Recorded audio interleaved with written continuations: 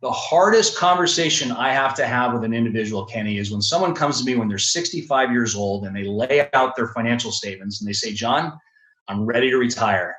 And I have to look at those and I just know right away that they can't.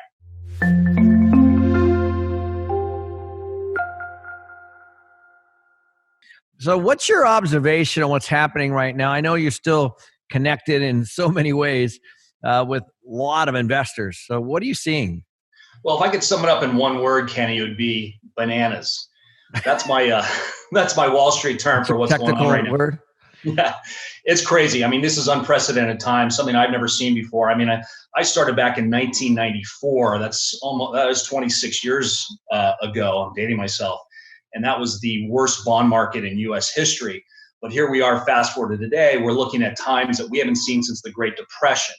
And I'm getting messages, I'm getting social media posts, I'm getting phone calls from people all over the place. In fact, all over the world, just concerned, scared, nervous. You could just sense the vulnerability in people right now, and it's scary. And I really feel for these people.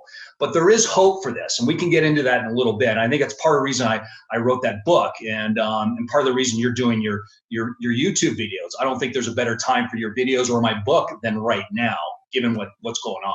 Yeah, I mean, if I've studied with you for years, and obviously, I've known you a long time, and we're students. We're trying to figure out how to not mess up, right? I mean, really, personally, and we're saying, okay, what should we be doing?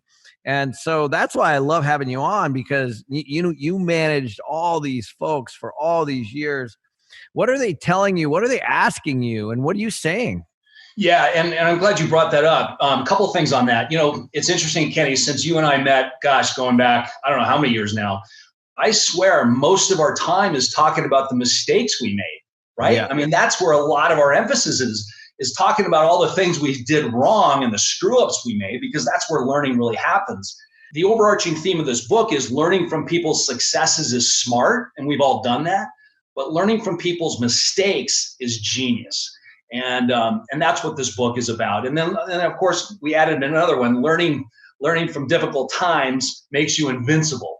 And that's what we're in right now. Yeah. So, yeah. I know. I told somebody the other day, I go, listen, I haven't learned a thing when I'm making money and things are rolling. I'm flying all over the place. I'm buying stuff. It's going up, and I'm the smartest guy ever. Right. Exactly. But I go, then I'll kaboom.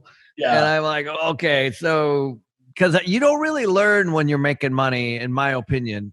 You might learn how to do a deal, or you might learn something new that you're doing, but it's a tough pill to swallow when you're sitting there with, no job, your businesses that you worked for shut down, and you have limited money in the bank, and you don't know your financial future, right? I mean, that's essentially what a lot of people are dealing with right now. Absolutely. In fact, a lot of the stories in this book are about people that were making money. And in essence, what happens, they put their blinders on, and they're not willing to take in new information because they think they know what they're doing, right? And that always leads to problems. And that's exactly what happens when we're making money. We know it all, and we're not willing to accept new information. But I also want to be just clear that although this book is about why the rich go broke, this book really gets to the heart of why so many go broke, and why so many people, just average people, are unable to achieve lasting financial freedom and peace of mind they desire and they deserve. And that's really what this book is about. The book, it has the alluring stories of these rich people, and they're great stories, very emotional stories, but it's really for anybody. Right. And that's why I loved it. So let's break this up into a couple things. One of the things that's confusing to me, and I remember right when I got out of college, I immediately had like a wealth manager, financial planner all over me. You know what I mean? And I remember plain as day, the guy was all slicked up in a nice suit. My buddy, he's like, hey, I put some money with this guy. You should put some money with this guy. And so, I gave him $2,000. I remember and I remember I was like, oh man, this is a lot of money, Yeah. And but then of course he went away for a while, and the statements went all over the place because I was moving around. And one day, like 5, 6 years ago, I'm like, I should probably check this. I wonder how this thing did. It was like $2,000. It's like, how can I give somebody $2,000? Like, it wasn't very much, but and it'd be $2,000. And I was like, okay, something's not right here. You know what I mean? And that's actually when I started to dig in a little bit. Thankfully, it was not very much money. But so how do you tell the difference? I know it's in your book, but maybe you could, what's the difference between a certified financial planner and a regular financial planner? And how can people navigate the differences? Because I think this is a key point. Yeah, a great question, especially now, Kenny, because there's so much confusion in the industry, and there has been for many years, actually, and sadly, it hasn't changed. So just to give you a little context around this, and this may shock some of your viewers. A new person coming in the industry who says, you know what, I want to be a financial advisor, they have to be sponsored by a firm, a broker dealer. This could be a Merrill Lynch, a Morgan Stanley, or one of these big firms, and then they put them through a training program. And essentially what they need to do is they need to pass a main exam. It's called the Series 7. And it's a license, basically, to trade stocks and bonds. Most go on to pass a second exam called the Series 65 or the Series 63. But the 7's the big one. It's not a fun exam, but it's not rocket science. And it could take you anywhere from 2 weeks to 6 weeks to pass it. Most firms give you 6 weeks to pass it. Once you pass that 6-week exam, you are a financial consultant, a financial advisor. You are now licensed to manage people's money, believe it or not. It's crazy to me. And then what happens is you're in a training program for a certain time period. And then once you hit your levels, production goals, revenue goals, then you go off on your own and you are a full-fledged financial advisor on your own, not salaried or what have you. The crazy thing is that in order to be a hairdresser, and not to demean hairdressers, it takes 1.5 to 2 years to be licensed to cut hair. But to be entrusted to manage somebody's retirement life, their financial life, 6 weeks. Now, if you mess up as a hairdresser, the hair grows back, but not necessarily in the money situation. You mess up in the money situation, and that money may not come back. So the problem is most people just trust the first financial advisor they meet, and they're willing to just hand over all their hard-earned money in one fell swoop without doing any due diligence. And that's where problems always happen. So that's a crazy perspective that, of the time frames, wow. So, I think, what's interesting to me, like when I was an employee, I threw money through my employer match program, and it just got managed somehow, right? You know what I mean? I didn't know how. I didn't even know who. I just, there was a company that was selected for me. And then as I started making a little bit more money, candidly, I didn't understand all of the loaded fees and the, and the front end and the back end and the mutual funds and, what was actually being invested in. Right. I then turned over some money, when I, became, able to. But even then, I only met with my guy like once a year. And, so it wasn't until I disconnected from that and said, I need to know where this money is being invested, and I need to know what it's being invested in so that I can ask better educated questions. And I think that's one of the frustrations I have with that, with your industry is, they don't want you to know, and it's super complex, and sometimes the advisor doesn't even know. No question. And great point you brought up. I agree with you. And a lot of it, you're talking about the 401k, I'm imagining, the employer sponsor plans, and then just well as individual. Yeah, there's a huge disconnect between the individual investor and the financial advisor. And sadly, many of these financial advisors are they're under pressure to generate certain revenue targets, frankly, in order to keep their job. Right. And a lot of times, I'm not saying a majority, this is a small percentage of the financial advisors that I've witnessed firsthand, when they're under that type of stringent guidelines or pressure to generate a certain revenue amount, that can lead to bad behaviors. It can also lead to not servicing their existing clients and just looking for new clients to sell financial products and to bring them on board. Once they bring them on board, they get their assets signed up, they sell them a financial product, and then they're on to the next client. And the existing clients are forgotten, or maybe not forgotten, but they're not paid attention to. So a lot of this is on the onus of the individual investor as well. I see blame on both sides of this. So what are the let's say top 5 things you would ask a financial planner? I mean, just so we can kind of navigate this. Yeah, absolutely. Great question. And by the way, a while ago, Kenny, you asked me to put together a guideline, which I've done, and it's on my website, and it's called The Ultimate Guide to Selecting Your Financial Advisor. It's a free download that people can get. It's a comprehensive guide that investors can use to really identify the appropriate advisor for them. The problem is that people are so hungry to find that advisor to give them their money and then move on to go about their own business. They don't spend any time doing any due diligence. They basically interview. They don't even interview, but they meet the first financial advisor and boom, that's it. Take my money, call me in 3 months. And that's just the wrong way to go. And that always leads to problems. I can't tell you how many people have come to my office and said, hey, John, I was referred to you and I really need your help with my financial situation. And then I'd go into my process and how I operate and my fee structure, and they'd stop me in stride. And they say, John, we don't have time for that. Just take my money. It happens so often, Kenny. Absolutely scary. Yeah, absolutely. Just tell us what to do, John, and then call us if you need anything. That just happens all the time.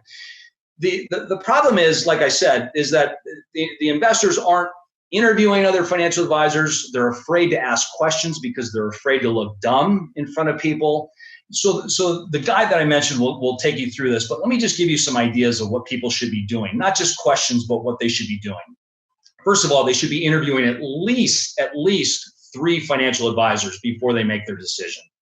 Secondly, when they do meet with the financial advisor, they need to be asking some specific questions. Tell me about your background. I want to know why you're in this business, why you're doing what you're doing. Do you enjoy what you're doing? What's the future for you in this business? You can really get a feel whether or not that individual is really passionate, a student of this game, or if they're burnt out and they're just looking for the next client to sell a financial product to.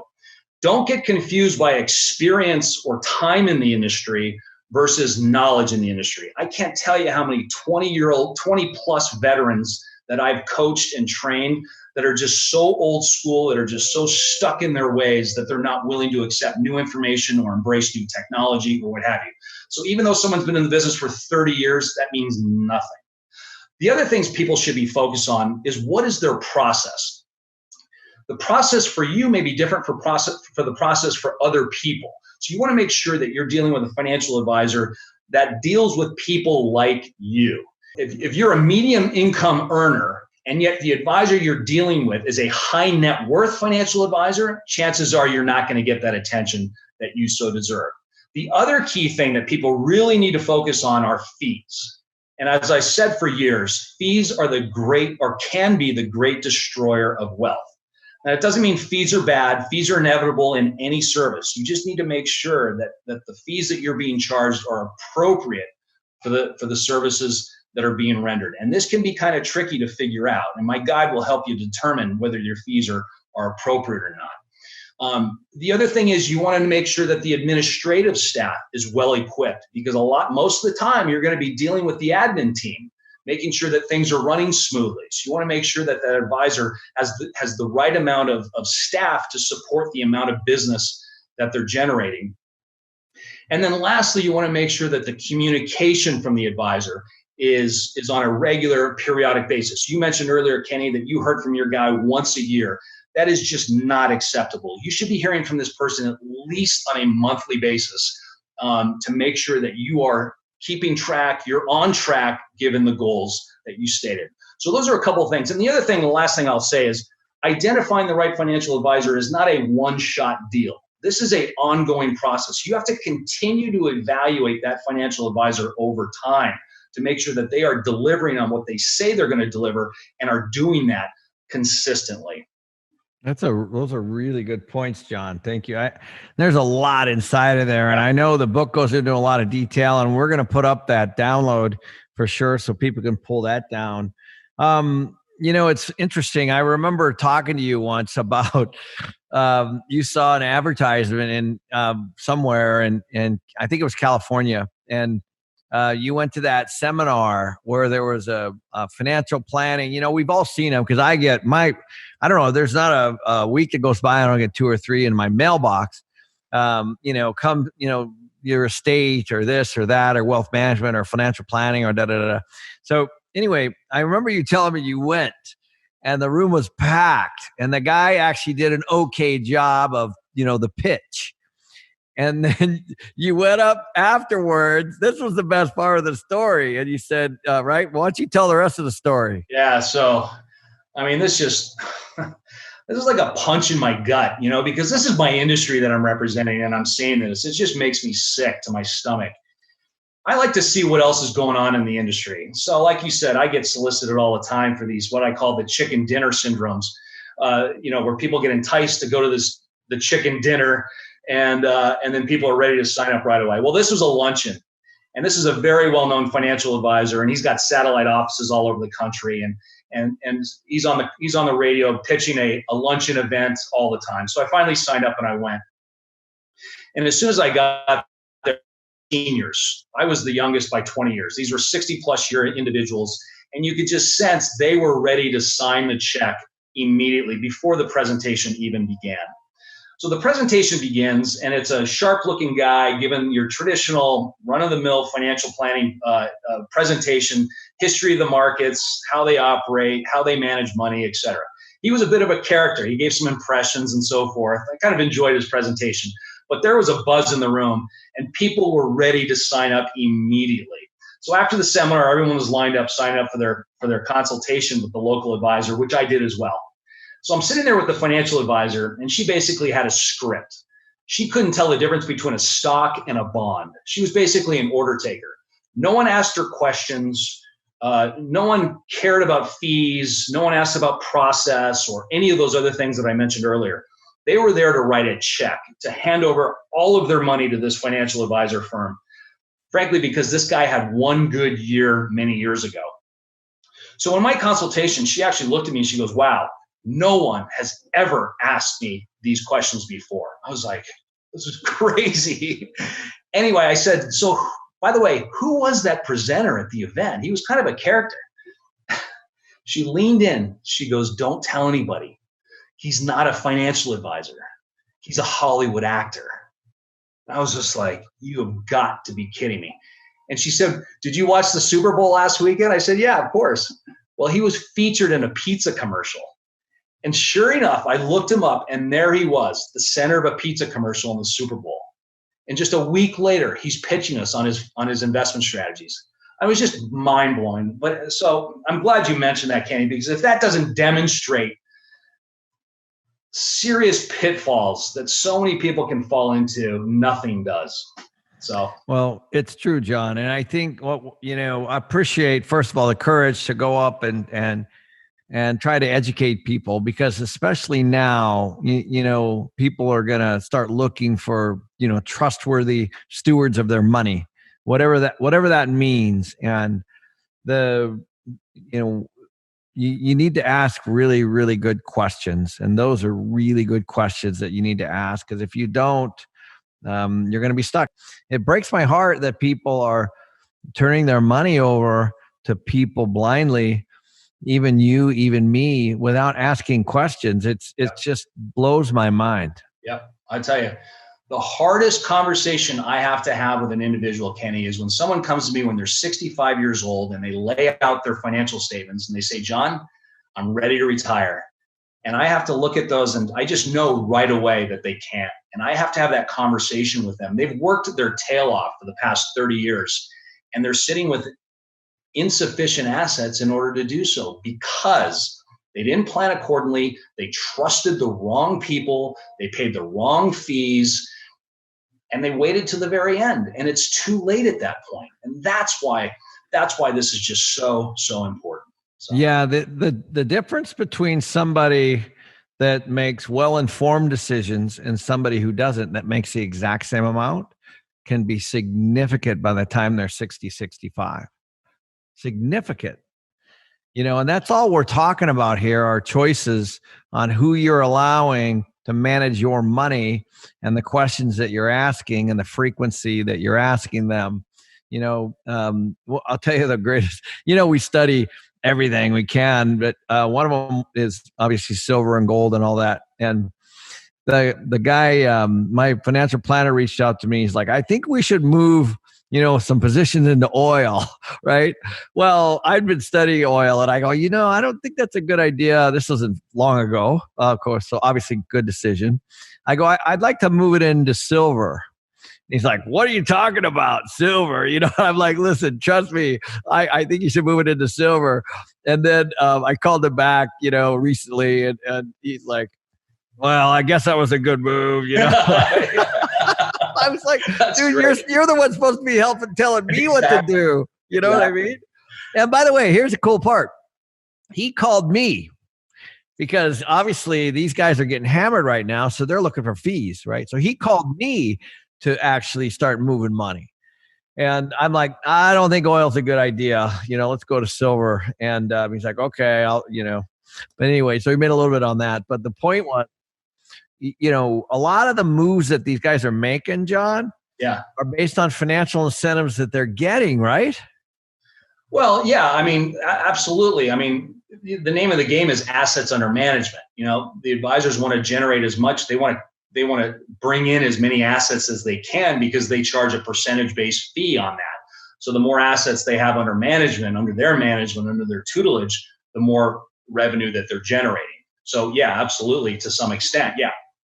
Right. And the one thing that drives me nuts is, I don't know if a lot of people know this, but in most cases, these planners get paid a percentage of what they manage.